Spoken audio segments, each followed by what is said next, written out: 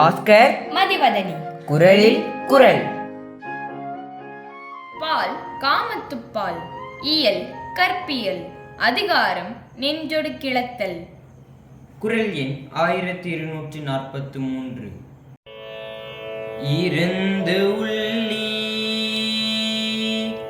என் பரிதல் நெஞ்சே பரிந்து உள்ளல் பைதல் நோய் செய்தார்கண்ணில். இருந்து உள்ளி என் பரிதல் நெஞ்சே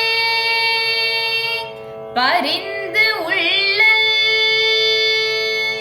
பைதல் நோய் செய்தார்கண்ணில்.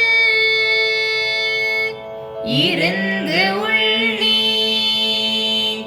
என் பரிதல் நெஞ்சே பரிந்து உள்ளல் பைதல் நோய் செய்தார்கண்ணில்.